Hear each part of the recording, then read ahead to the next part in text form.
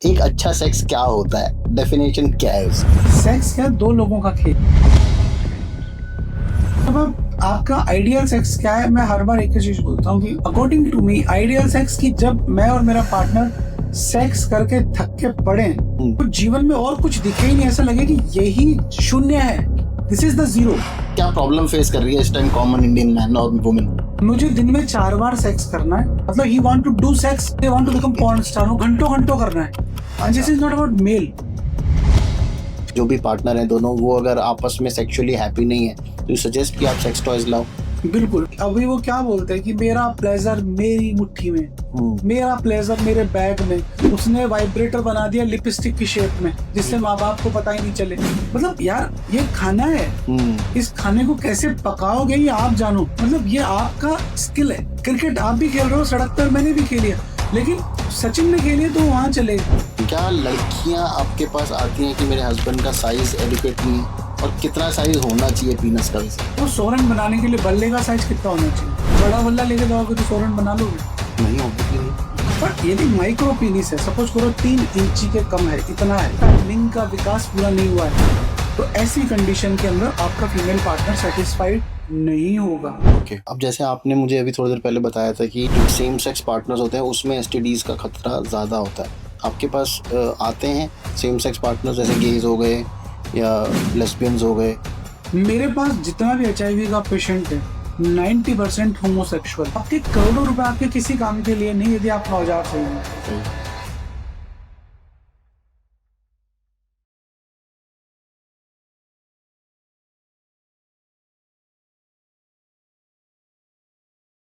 So welcome to the Tarun Sharma show. और आज का जो हमारा एपिसोड है वो बहुत मज़ेदार होने वाला है, बहुत नॉलेजेबल होने वाला है, क्योंकि हम ऐसे टॉपिक के ऊपर बात करने वाले हैं जिसे थोड़ा पर्दे में रखा जाता है।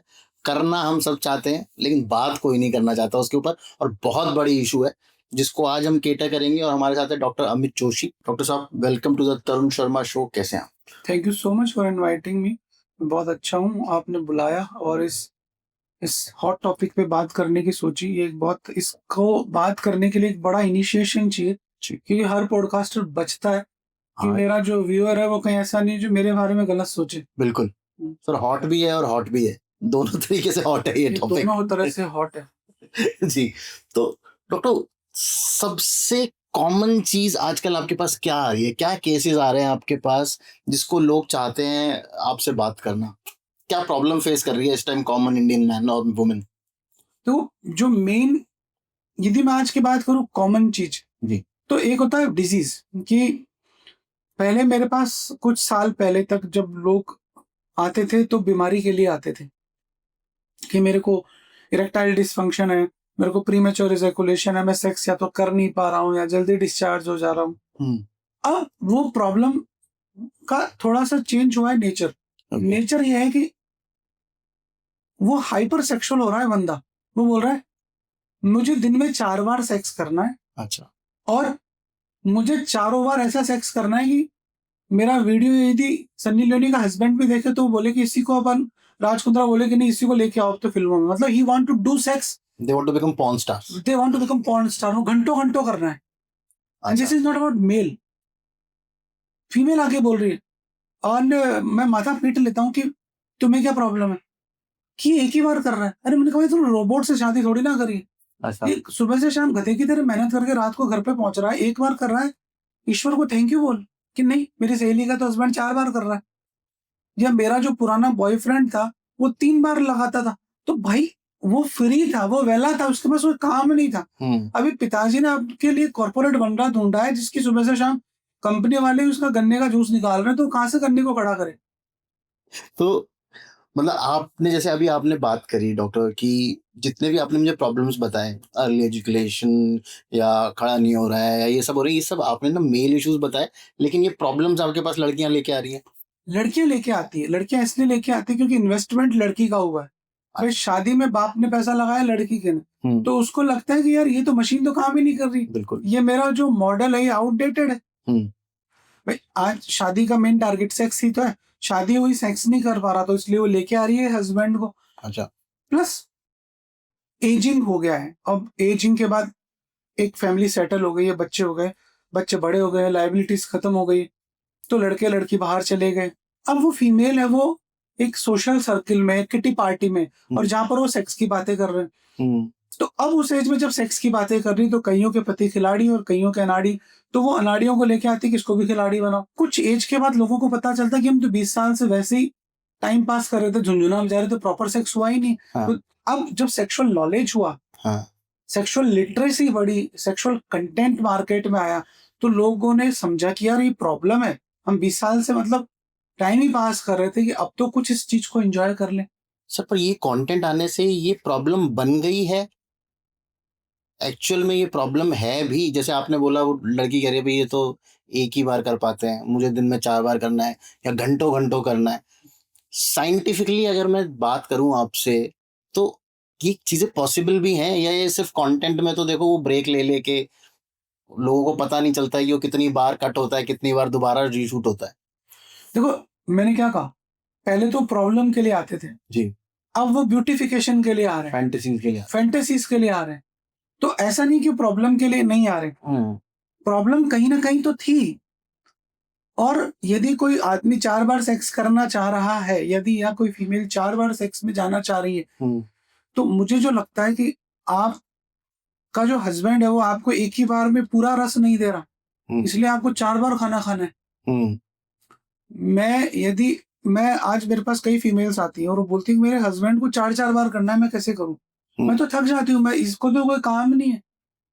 मुझे पूरे दिन घर का काम करना है, सुबह 5:30 बजे उठ के बच्चे का टिफिन बनाना है, तो मैं पूरी रात थोड़ी ना जगती रहूंगी। मैं तो मैडम, जब वो आपके साथ एक्ट कर रहा है और एक्ट करने के बाद जब वो डिस्चार्ज हो जाए ना, तो डिसअपॉइंट कर दो हाथों हाथ।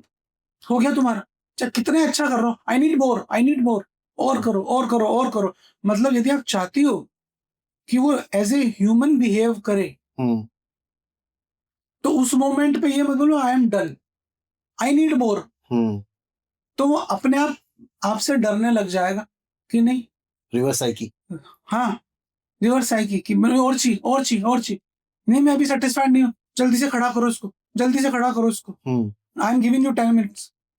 वो अपने आप आपसे कहेगा कि तू देवी एक ही बार करा ले, मेरे से नहीं होगा, आई एम डन।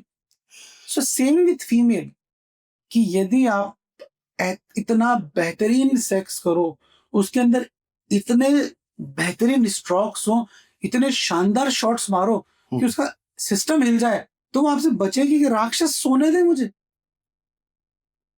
प्रॉब्लम क्या है कि प्रॉब्लम क्या है, सबको स्नैक्स खाने, प्रॉपर मील ले लो ना, फिर आपको मन ही नहीं करेगा दुनिया का कोई भी फूड आ जाए, कोई भी अप्सरा आ जाए, यदि आपकी पत्नी ने आपको निचोड़ दिया, तो आप कहाँ उस अप्सरा के पास जाओगे? चाय भी नहीं सही बचोगे। एक अच्छा सेक्स क्या होता है, डेफिनेशन क्या है उसकी? सर, अच्छा सेक्स क्या होता है ये आप बताओ, क्योंकि आप भी सेक्सुअल लाइफ में रहे हो। What is good sex according to you? So good sex is जिसके बाद मुझे अच्छा फील हो। मतलब मैं ड्यूरेशन की बात नहीं करता, बट हाँ कि मुझे एक फुलफिलमेंट फील हो कि मैंने कुछ किया है। मतलब मेरे पार्टनर को भी फुलफिलमेंट हो, मेरे पार्टनर को ऑर्गेज़म होना ज़्यादा ज़रूरी है। एज अ मेल अगर मैं कर रहा हूँ तो मतलब अगर लड़की सेटिस्फाइड नहीं है तो मैं सेटिस्फाइड होकर पड़ जाऊंगा, उसके बाद मेरी जो बेइज्जती समाज में होगी, क्योंकि लड़कियां इन सब चीज़ों के बारे में बहुत बात करती हैं, तो वो बहुत ज़रूरी है। बिल्कुल सही जवाब दिया आपने कि सेक्स क्या है, 2 लोगों का खेल है। जी। तो जब आपका आइडियल सेक्स क्या है, मैं हर बार एक ही चीज बोलता हूँ कि according to me ideal sex की जब मैं और मेरा पार्टनर सेक्स करके थक के पड़े, तो हमारे को जीवन में और कुछ दिखे ही नहीं, ऐसा लगे कि यही शून्य है, this is the zero and this is the gravity, कि अब मुझे और कुछ नहीं चाहिए। बिल्कुल मिलन हो गया, ऊपर मिलन हो गया, मतलब अगले 15-20 मिनट तक मुझे कुछ याद नहीं रहेगा, मेरा बॉस क्या कह रहा है, मुझे ये याद नहीं रहेगा तेरी तेरी माँ ने मुझे आज सुबह क्या ताना मारा था। वो जो बेहतरीन मोमेंट है ना, वो आपको उस एक्ट में लगेगी। संभोग से समाधि, जिसको ओशो बार बार बोलता है, कि उस समाधि में आप पहुंच जाओ। बिल्कुल।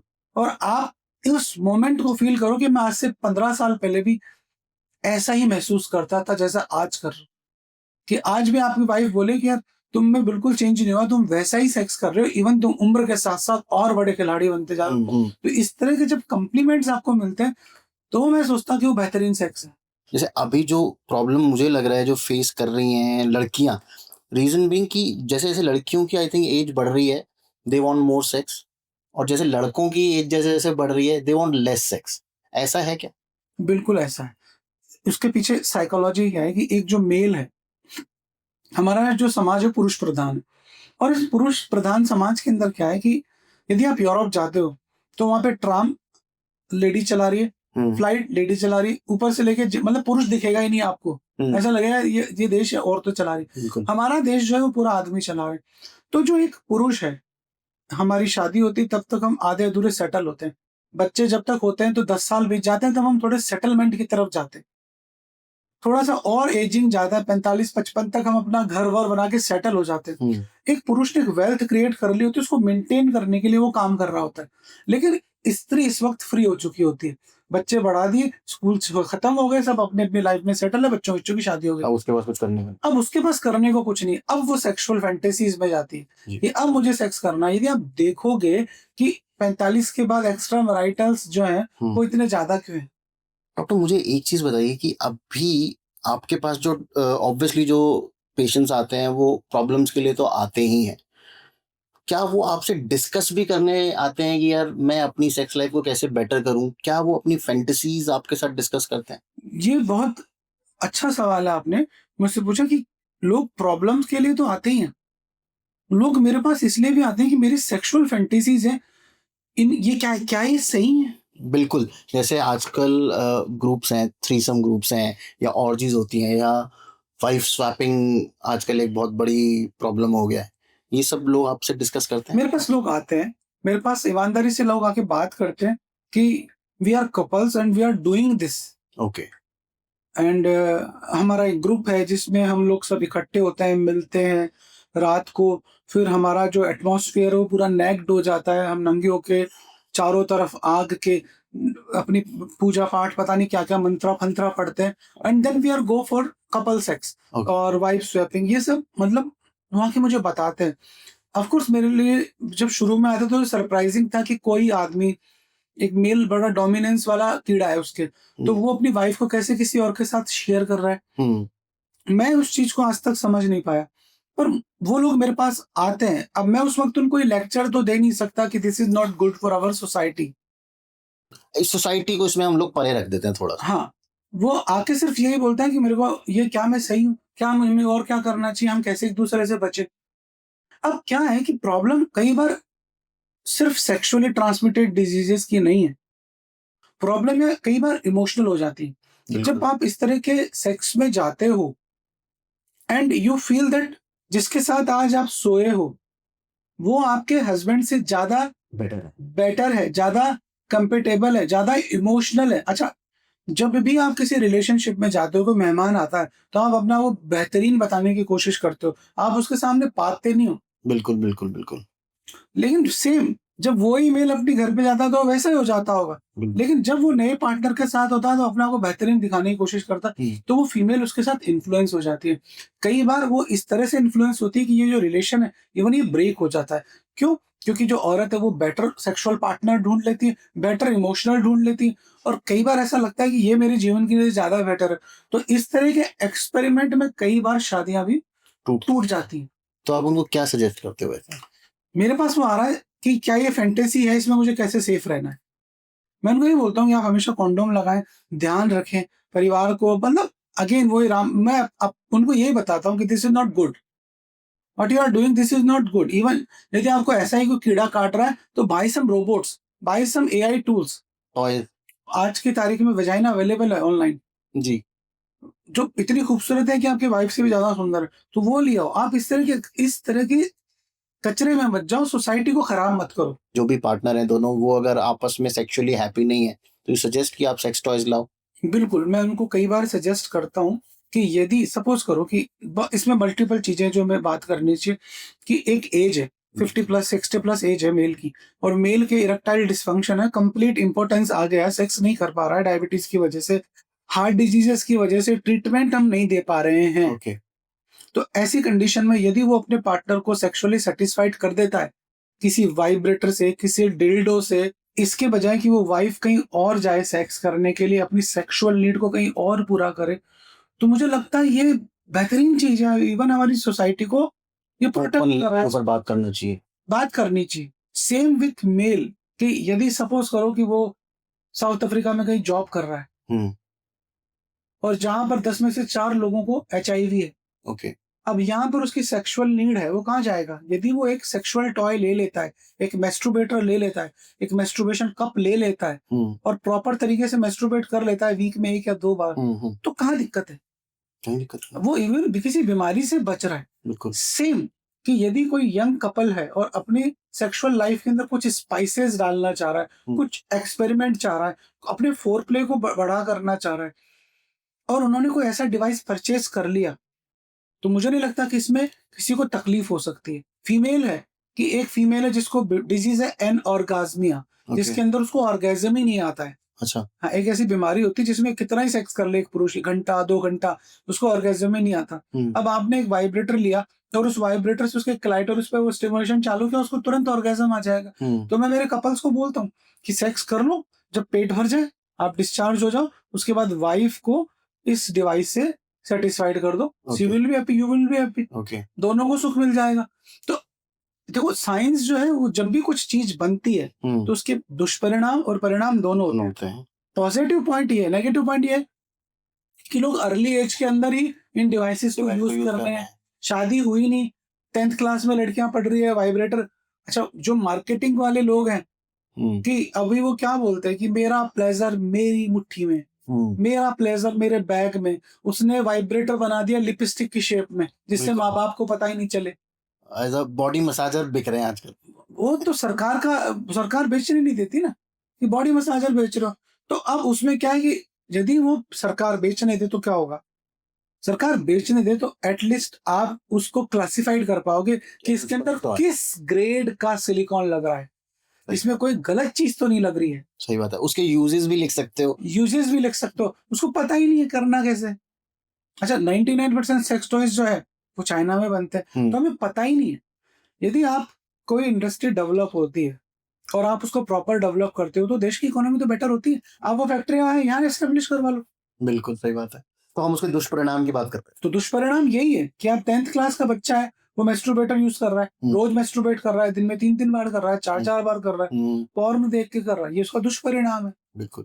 तो अब परिणाम और दुष्परिणाम ये क्या है कि समझ है, और इस समझ को कौन डेवलप करेगा? ये डेवलप करेंगे पेरेंट्स, बिल्कुल, सोसाइटी, दोस्त, हम लोग। हम बात कर रहे हैं, हम बात यही तो कर रहे हैं कि सेक्स टॉय यूज करो ना, कपल के साथ करो, वाइफ के साथ करो। आप कॉलेज में पढ़ रहे हो, IIT के स्टूडेंट हो, फ्रस्ट्रेशन में हो, बहुत ज्यादा ठरक आ रही है बहुत ज्यादा सेक्स करने की, तो किसी क्लब में जाके किसी को ऐसी स्पा सेंटर में मत जाओ। आज दिल्ली में जितने भी स्पा सेंटर में 50% में क्या काम होता है? सही बात है, यही तो काम हो रहा है। 80% मुझे नहीं पता 50 या 80 पर आदमी अपनी भूख मिटाने के लिए जा ही रहा है ना।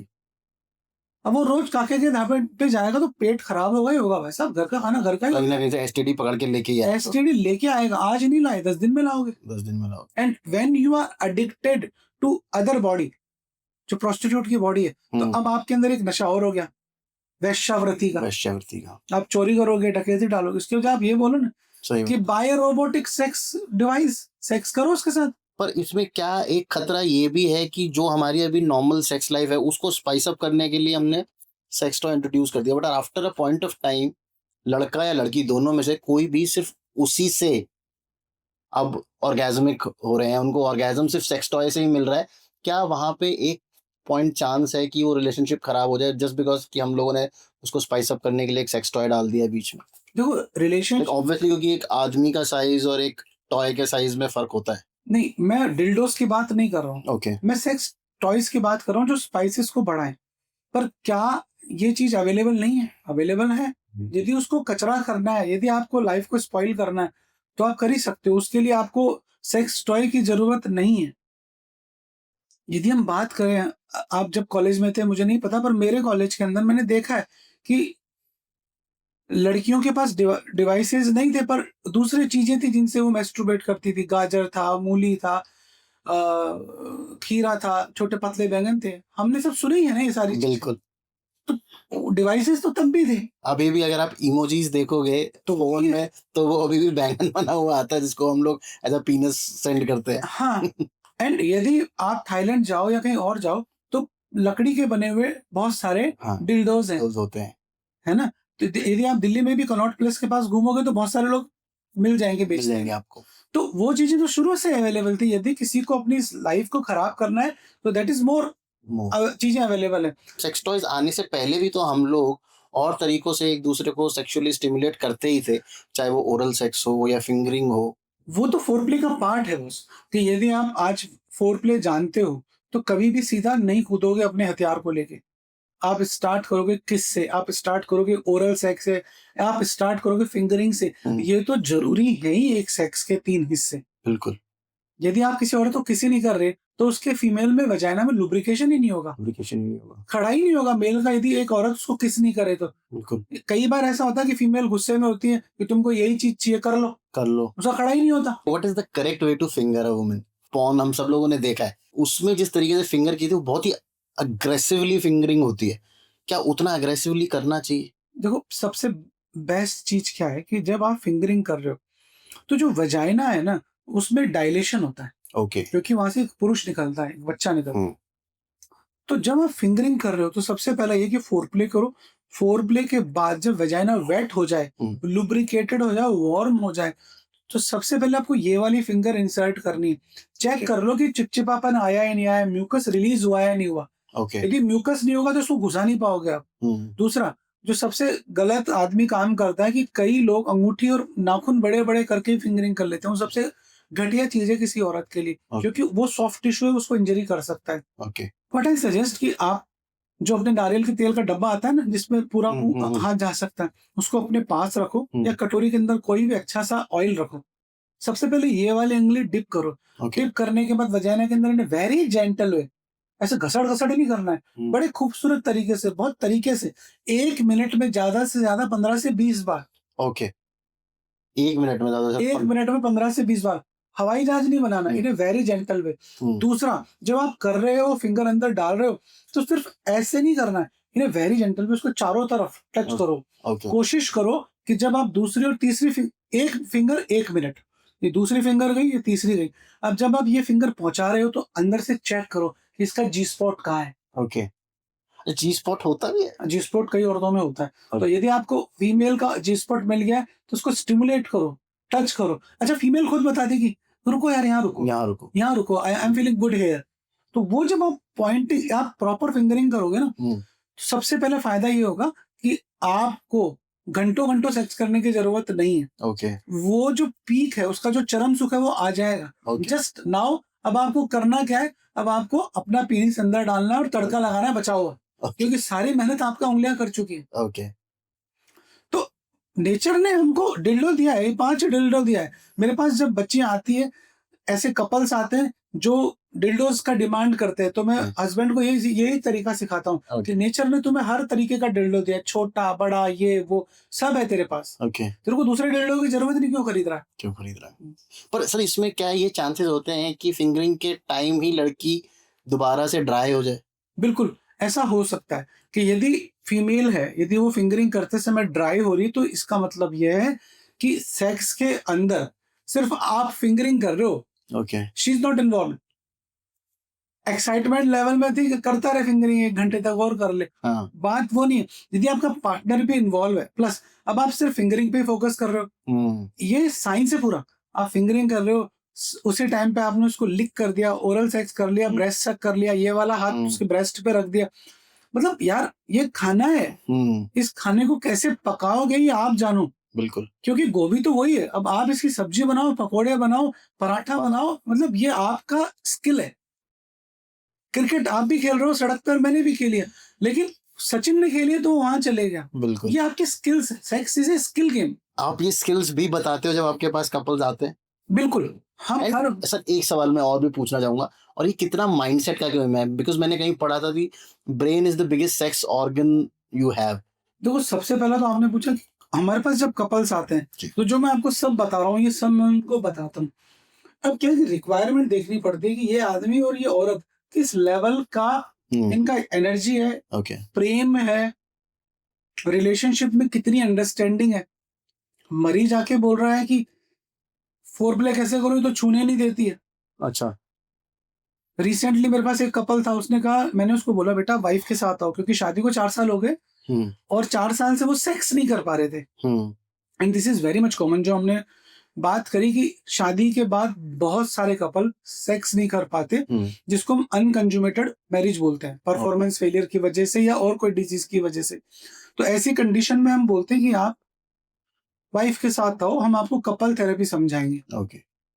लड़की उसको मना कर देती है, इट्स योर प्रॉब्लम, गो। मैं लड़की को फोन में बोल रहा हूँ, बेटा एक बार आप आ जाओ, 10 मिनट के लिए आ जाओ, मैं कोई पॉर्न नहीं दिखाने वाला। बट कई बार लड़का और लड़की का केमिस्ट्री इतना बुरा होता है कि फोरप्ले की बात करना ही, फिंगरिंग की बात ही अलग है। There are mind set of male. मैं उसको बोलता हूँ, कभी आपने ओरल सेक्स किया है? कि नहीं, मैंने तो, वो लड़की बोलती है इसने छुआ नहीं आज तक मेरी वजाइना, कोई ओरल सेक्स क्या करेगा। और जब मैं उससे पूछता हूँ, बेटा तुमने कभी तक मतलब क्यों नहीं किया? कि मुझे घिन आती है, वहां से तो मूतते हैं। And same with male female, कि ये चूसू कर रहा है वहां पे, मैं कैसे इसको चूसू? तो जब हम, अब हर चीज हर किसी के लिए कैटेगराइज नहीं हो सकती है। बिल्कुल। मुझे पहले तो उसको फोरप्ले ही नहीं आता, मैं उसको कहाँ ओरल सेक्स पे पहुंचाऊंगा? सही बात है। तो एवरीबडी इज अलग, हर किसी के लिए फोरप्ले अलग है और हर किसी के स्किल्स अलग है। अब आपका जो दूसरा सवाल है कि माइंडसेट पे अगेन, कि मैंने आपसे ये बोला कि माइंडसेट हर आदमी का अलग है सेक्स के लिए। सेम कि किसी को, मतलब वो हर औरत के अंदर माँ देख रहा है, तो फिर वो कहाँ से सेक्स करेगा? और वो हर औरत के अंदर अपने बाप जैसा आदमी खोजने की कोशिश करी, my father is like that, he is like that, my brother is like that, उसके शोल्डर इतने बड़े हैं, वो इतना लंबा दिखता है, वो आर्मी में, तू कहाँ फुद्दू, तेरे से मेरी से शादी हो गई। अरे भाई तू तो पहले कर लेते सारी चीजें। तो now he is complaining for everything. तो वहां सेक्स में बड़ी दिक्कत आती है। सर जैसे ओरल सेक्स का आपने बहुत क्लियरली बताया, कई लोगों को ना एक मिथ होती है कि ओरल सेक्स से एसटीडीज नहीं होती, ऐसा होता है? ओरल सेक्स से एसटीडीज नहीं होती? एसटीडी जो है वो किसी भी तरीके से सिर्फ टच करने से फैलती है। अच्छा। एसटीडी क्या है? बेसिकली वायरस है। अब कोरोना कैसे फैलता है? चुम्मी लेने से फैलता है, बात करने से फैलता है? बात हवा किसी भी तरीके से फैल सकता है वो तो। पूरा दिल्ली कोरोना से पॉल्यूटेड हो गया। तो बात सिर्फ ये कि एसटीडीज के लिए ओरल सेक्स नहीं, किसी भी तरीका का टच ही काफी है। यदि आप ऐसा कोई पब्लिक टॉयलेट यूज कर रहे हो जहां पर एक इन्फेक्टेड आदमी आके गया है और उस स्पॉट पे आप बैठ के हंग रहे हो, तो आपकी एसटीडी हो जाएगी।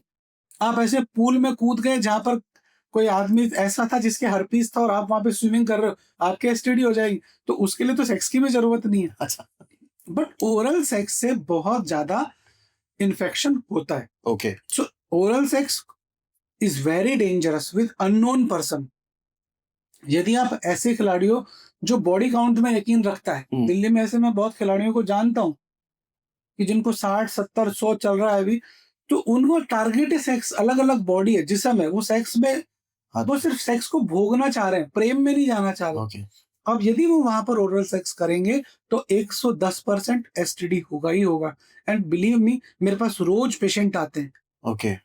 कि मैं सिर्फ वो जर्मनी का कौन सा हिस्सा है जहां पर वो सेक्स होता है? Sir Amsterdam. मैं सिर्फ सर एम्स्टर्डम में गया था और वहां पर मैंने ना कॉन्डोम लगा के, उसने मेरा सिर्फ 1 मिनट में चूसा एंड मेरे को तुरंत इन्फेक्शन हो गया। मतलब आप समझ रहे हो, कॉन्डोम लगाने के बावजूद भी। And believe me, when he come to me, I thought that he is having psychological issue, but जब इन्वेस्टिगेशन कराए तो उसका एसटीडी था। ओके। तो एसटीडी जो है उसमें कॉन्डोम भी सेफ नहीं कर पाता आपको। अच्छा। हाँ। तो फिर ये जो इतना एक मार्केटिंग चल रहा है कि एसटीडी से बचने के लिए कॉन्डोम्स पहनो। सर एसटीडी आपको बहुत अलग अलग तरीके का होता है। एक ऐसा एसटीडी जिसको करने के बाद आप मरोगे कि आपके एचआईवी हो गया। अच्छा, वो तो so you are now protected with condom. Okay. लेकिन आप कॉन्डोम लगा के किसी होमोसेक्सुअल आदमी के साथ सेक्स कर रहे हो और कॉन्डोम फट गया और उसके एचआईवी है, तो कॉन्डोम क्या कर लेगा आपका? सही बात है।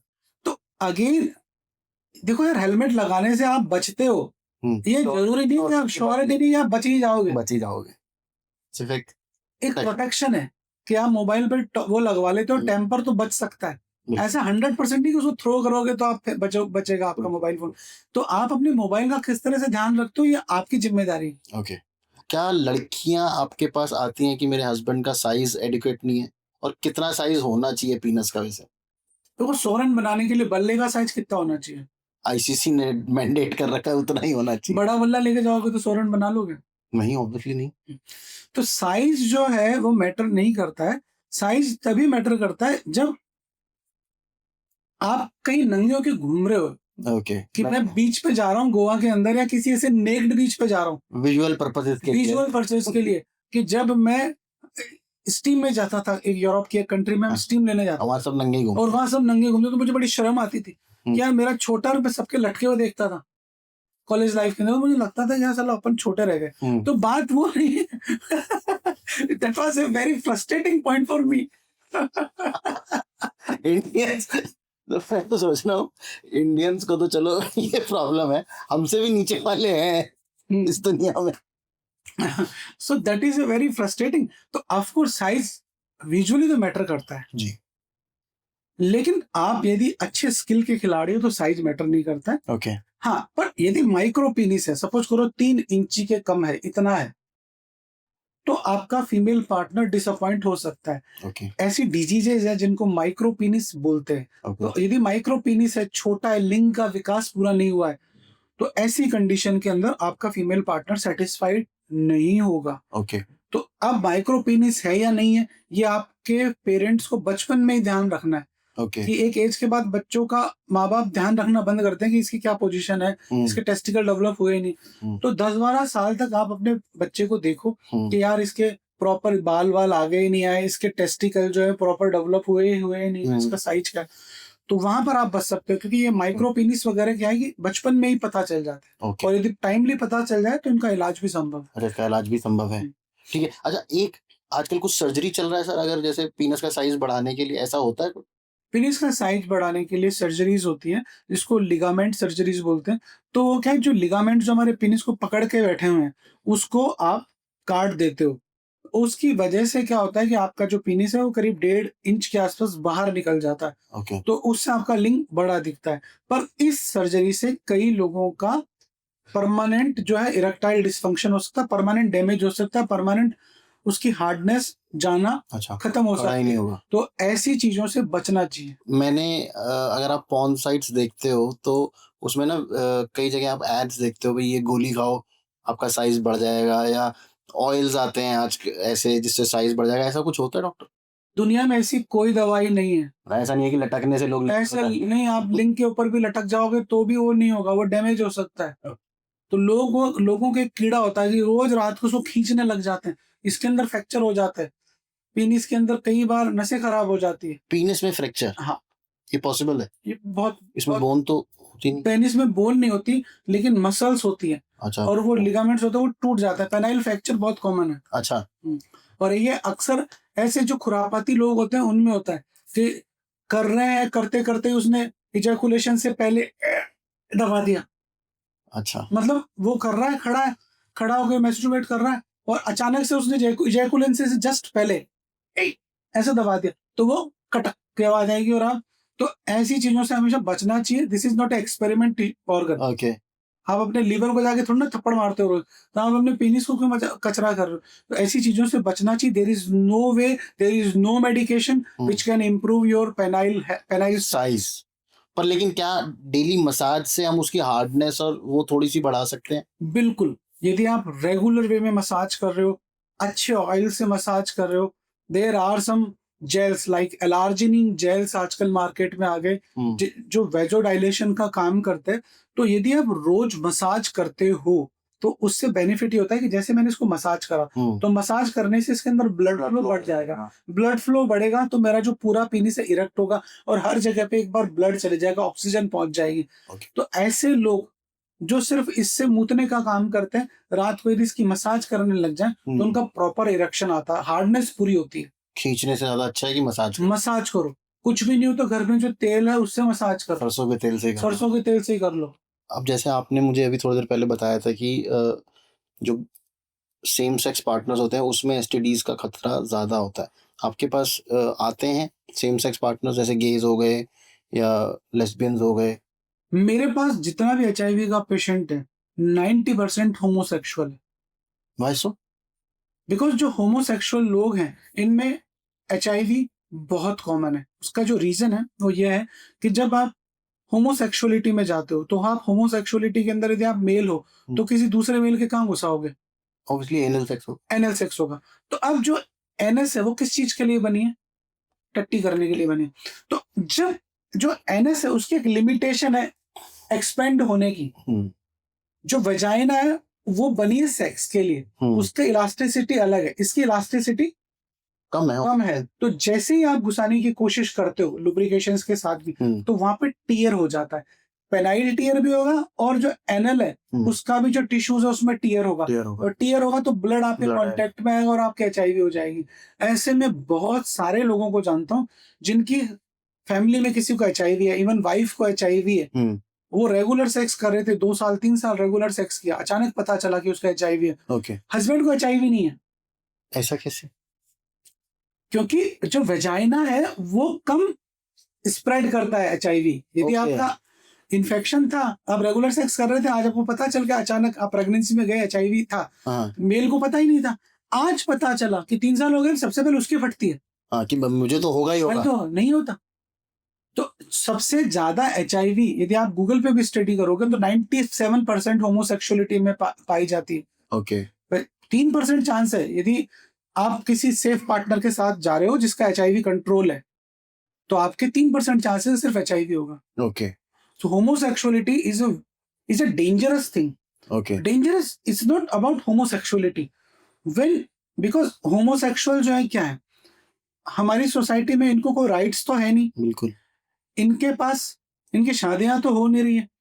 अब होमोसेक्सुअल्स क्या अपना एक ग्रुप बना लेते हैं, और ये जो ग्रुप है ये एक सीक्रेट ग्रुप होता है फेसबुक पे या किसी इस तरह से। अब इनको भी बॉडी काउंट का आदत होता है, 45 साल का आदमी हो 17 साल का लड़का ढूंढ रहा होता है, 17 साल का लड़का 45 साल का अंकल ढूंढ रहा होता है अपने फाइनेंशियल नीड्स को पूरा करने के लिए।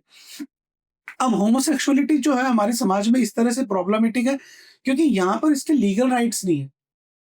यदि इसको लीगल राइट्स होता तो आप आज अपनी नीड्स को पूरी करने के लिए आप प्रॉपर तरीके से रहते। अभी 2 लड़के एक रूम में जाके किसी से मकान में किराया मांगे कि हम होमोसेक्सुअल है तो देंगे नहीं, बिल्कुल। तो क्या बोलते हैं, भाई है, कजन्स है। अभी सेम यदि राइट मिलेगा तो ये सब इस तरह की गंदगी नहीं होगी। इनमें मल्टीपल पार्टनर का भी इशू होता है, गे सबसे ज्यादा होता है। उसका रीजन ये है क्योंकि परमानेंट पार्टनर नहीं है। गे आदमी रोज ढूंढ रहा है कि मेरे को मेरा जैसा कोई बॉडी मिल जाए जिसमें मुझे आनंद आए। एंड मेरे पास ऐसे बहुत सारे लोग हैं जिनकी शादियां हो गई है, बट अब उसको वाइफ के साथ मजा नहीं आ रहा है क्योंकि वो उसका माइंड सेट होमोसेक्सुअल है, तो वो इस तरह से ढूंढता है। तो ये होमोसेक्सुअलिटी का सबसे बड़ा प्रॉब्लम है कि वो सबसे ज्यादा एचआईवी स्प्रेड करते हैं। एसटीडीज के क्या साइंस होते हैं? तो एसटीडी का इनिशियल लेवल पे कोई साइन नहीं आता है। एक फियर ही होता है कि आपने रात को कंडोम फट गया, आपकी फटी है, तो आप मेरे को ढूंढोगे इंटरनेट पे और मेरे से पूछोगे कि मुझे क्या करना है। अब आप यूएस में तो मैं आपकी क्या हेल्प कर सकता हूँ, पर सबसे बड़ा जो साइन आता है वो धीरे धीरे आने लगता है। लिम्फ नोड्स एनलार्ज आने लगते हैं, इन्फेक्शन आने लगता है, बुखार आने लगता है। अर्ली स्टेजेस के अंदर यही सब होता है कि आपको फीवर हुआ, गले के अंदर रैश हुआ, गले के अंदर थ्रोट इन्फेक्शन हुआ, लिम्फ नोड्स एनलार्ज हो गए, फीवर आया। बहुत ज्यादा जो कॉमन है वो पायोयूरिया है कि जब आप पेशाब कर रहे हो तो आपके पेशाब के साथ मवाद आने लगती है। इवन जो आपका पीनिस है उसमें कंटिन्यूस मवाद ड्रिप ऐसे टप टप टप टप टप टपकने लग जाती है। आपकी चड्डी जो पूरी होती है वो मवाद से भर जाती है। तो आदमी सोचता है मेरा सीमन आ रहा है, वो बोलता है मेरा सीमन आ रहा है कंटिन्यूस। सीमन नहीं बेटा, वो मवाद है। तो ये बहुत क्लासिकल एंड कॉमन साइन है। आपका जो ग्लांस है, टिप है, उस पर रेड रेड ऐसे निशान बन जाते हैं, जैसे स्कूटर से बचपन में रगड़ खाने के बाद हाथ पे बनते थे, वैसे पूरा वो छिल जाता है। तो these are some common science. Okay, and sir कितनी परसेंटेज ऑफ एसटीडीज क्योरेबल है? क्योंकि लोगों को लगता है मुझे हो गई, अब ये पूरी जिंदगी मेरे साथ रहने वाली है। There are some STDs which 100% curable. Okay, पर जैसे एचआईवी है उसका ट्रीटमेंट पॉसिबल है, आप लाइफ लॉन्ग रह सकते हो, घबराने की बात नहीं है। ऐसी दवाइयां हैं कि आपको सिर्फ एक गोली लेनी है, जीवन भर चलेगा। आज अफ्रीकन कंट्रीज को देखे तो वहां पे तो 40% एचआईवी है, तो लोग रह ही रहे हैं ना। बट बहुत सारी एसटीडीज हैं, जब यदि आपको टाइमली डायग्नोस हो जाए तो आप उनका इलाज कर सकते हो। जैसे कि हर्पीज है, सिफिलिस है, एचपीवी वायरस है। तो अभी सरकार इतना ज्यादा प्रेशर डाल रही है कि एचपीवी का वैक्सीनेशन लो। ओके, तो HPV is a very common STD, और जो फीमेल के अंदर कार्सिनोमा करती है, एक कैंसर भी करती है, तो सरकार भी इस पे फोकस कर रही है कि एचपीवी वैक्सीनेशन सारी लड़कियों को लग जाए। ओके, तो एचपीवी क्या सिर्फ लड़कियों को ही होता है? एचपीवी लड़कों में भी होता है और लड़कों में और लड़कियों में दोनों में ही होता है। पर एचपीवी का जो मेन प्रॉब्लम आता है वो फीमेल्स के अंदर आता है। मेल के अंदर तो जेनाइटल वार्ड्स आएंगे, उन वार्ड्स को हम रिमूव कर देते हैं लेजर से। तो बहुत बड़ा प्रेजेंटेशन नहीं, क्योंकि जो ऑर्गन है वो बाहर है, ये बाहर की तरफ है, तो उसको खोल के देख सकते हैं। वजाइना के अंदर घुस नहीं सकते, तो वहां पर यदि किसी तरह का इन्फेक्शन हुआ तो वो बहुत मैनेज करने में दिक्कत आती है। एक चीज और, अभी थोड़ा सा ओवर द काउंटर जो हम लोग मेडिसिन आजकल खूब लोग दवाइयाँ यूज कर रहे हैं दबा के, और बल्कि शिलाजीत की तो ऐसा लग रहा है जैसे पूरी दुनिया का शिलाजीत इंडिया में ही बिक रहा है। ये जो ओवर द काउंटर्स जो मेडिसिन हैं, ये हमें यूज करनी चाहिए फॉर सेक्सुअल पर्पसेस? नहीं, हमें बिल्कुल यूज नहीं करनी चाहिए। कि यदि आज आपके बच्चे के बुखार हो रहा है तो आप पैरासिटामोल यूज करोगे और डॉक्टर को दिखाओगे? दिखाना तो डॉक्टर को ही चाहिए। दिखाना तो डॉक्टर को ही चाहिए। बट अगेन इसका भी एक साइंस है कि यदि आप ऐसी जगह पे हो जहां पर आपको ऐसा लगता है कि यार आज जीवन खत्म हो जाएगा यदि ये सेक्स नहीं हुआ, तो ये एक पिल नुकसान नहीं करेगी। ओके। मैं बिल्कुल क्लियर हूँ।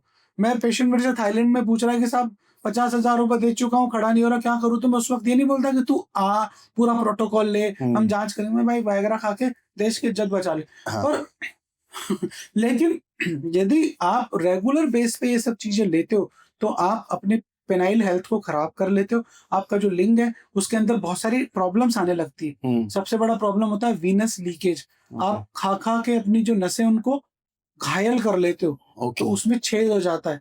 तो वो जैसे ही ब्लड आएगा वो होल्ड ही नहीं कर पाती है। आपका लिंग खड़ा होगा और खड़ा खड़ा ही वापस ढीला पड़ जाएगा। सोच रहे हो तब खड़ा हो रहा है, डालने की कोशिश कर रहे हो तो गायब हो रहा है, करते करते ही बीच में गायब हो रहा है। तो ये सब क्या है? ये वीनस लीकेज है। दूसरा, your brain is dependent on molecule.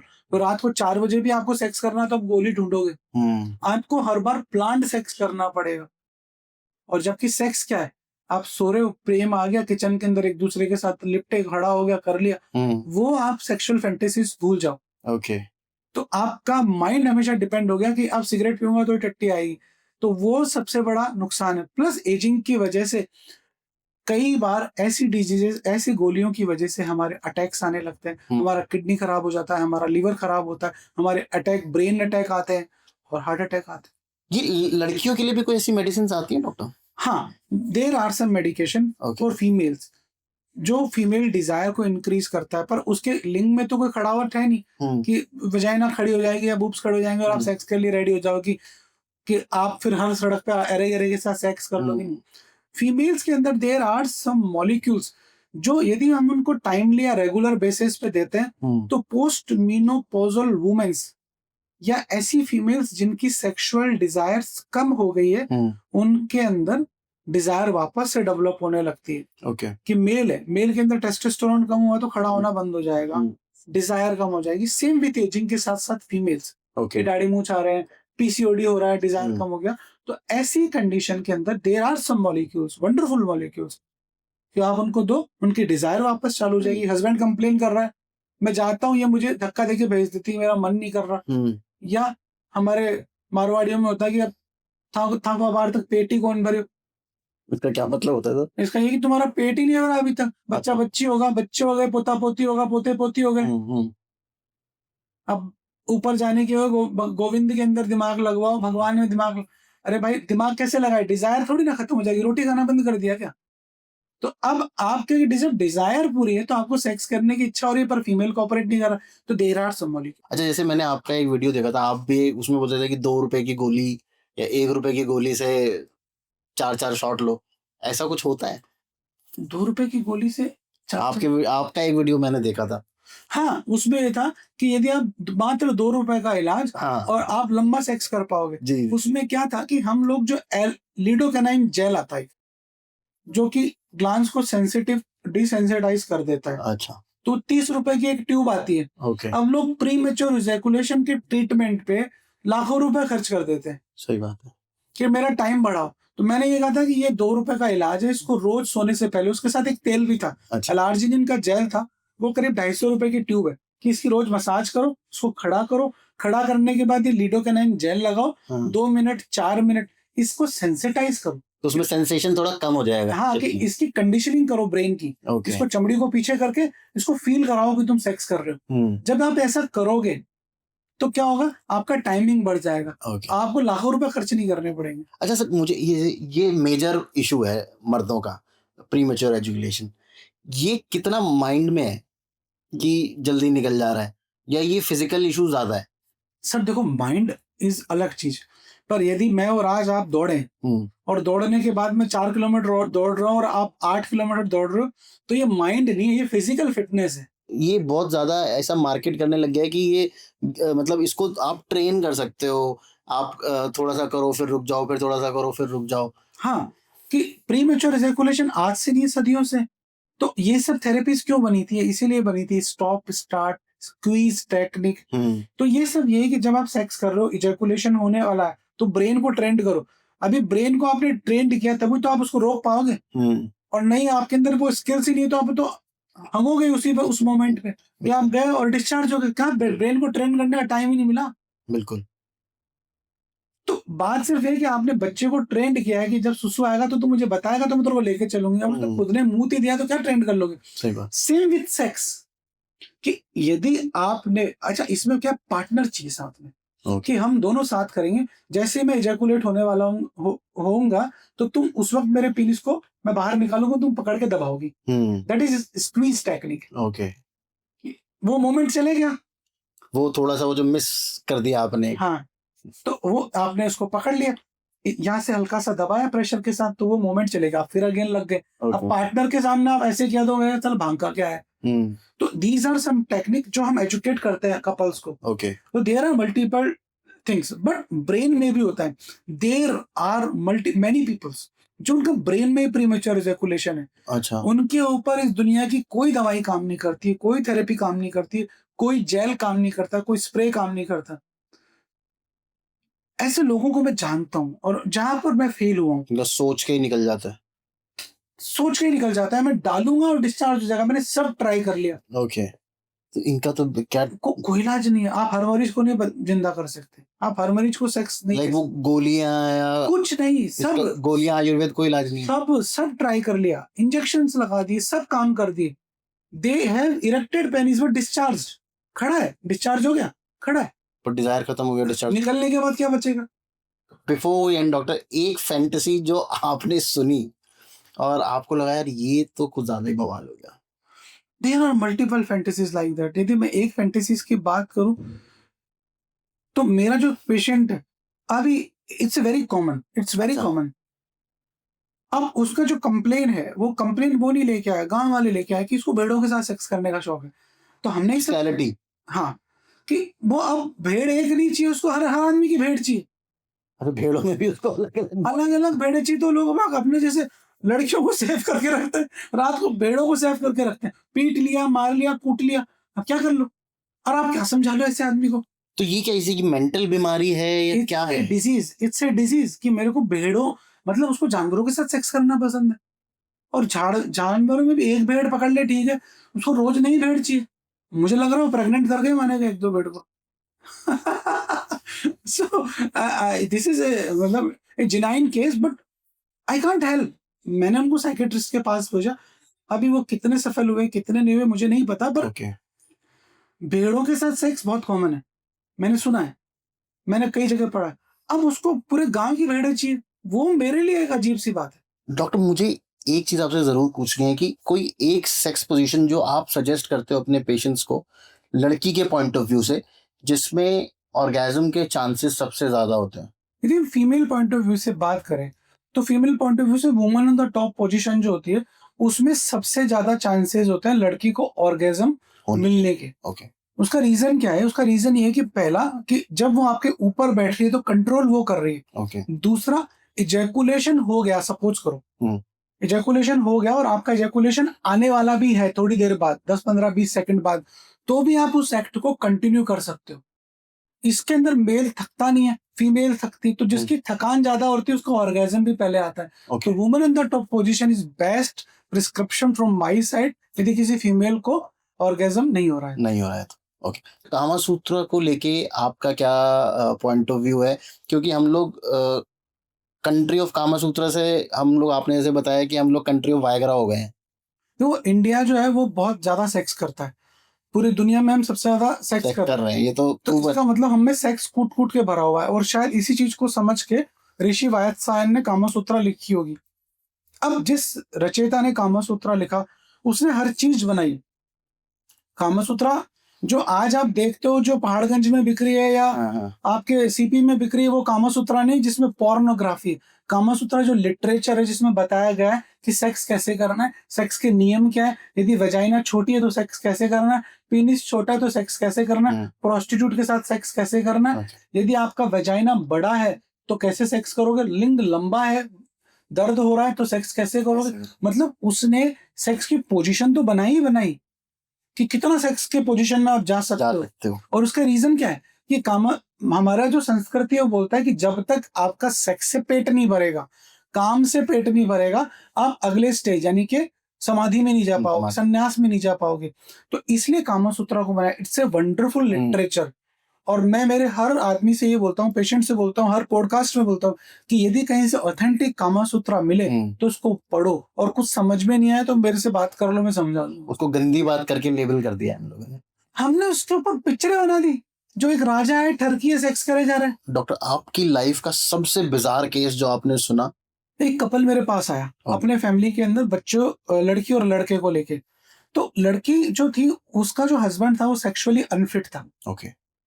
जब सेक्सुअली अनफिट था, वो सेक्स नहीं कर पा रहे थे। लड़की ने बोला कि मैं इस आदमी के साथ नहीं रहना चाहती क्योंकि ये सेक्स ही नहीं कर पा रहा है।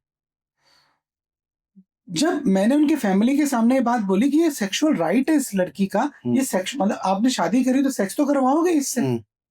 तो वो जो फैमिली थी, वो दोनों फैमिलीज वो बहुत बड़े लोग थे। ओके। उस शादी में करोड़ों रुपए का इन्वेस्टमेंट था और साथ में कुछ बिजनेस एसोसिएशंस भी होते। ओके। तो उस औरत की जो उस लड़की की जो माँ थी उसने बोला कि नहीं बेटा डिवोर्स नहीं लेगी क्योंकि अपना बहुत बड़ा प्रेस्टिजियस पॉइंट है। ओके। मैंने तुम्हारे फादर के साथ जब तुम पैदा हुई थी तभी सेक्स किया था, उसके बाद से आज तक मैंने सेक्स नहीं किया।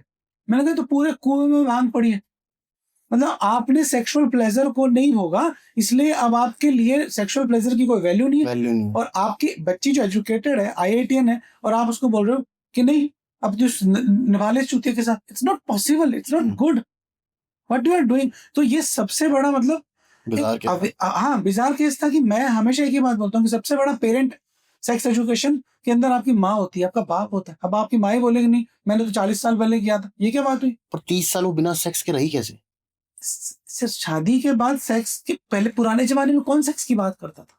एक सजेशन जो आप मेरी ऑडियंस को देना चाहोगे to have a good sex life?